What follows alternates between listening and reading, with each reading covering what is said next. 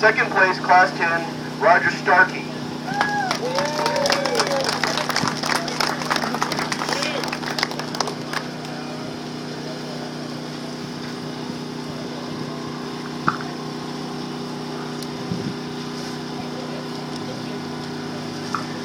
First off, got to thank Snore and More for putting on this race.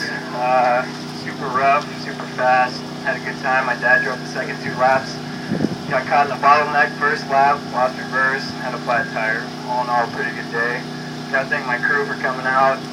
We did a checkpoint at mile 57. Thank Jim Pollard, Phil Beckman for doing that.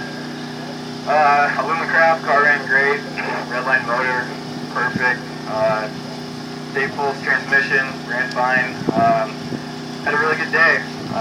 The Reeds won and they did a good job, and thanks everyone.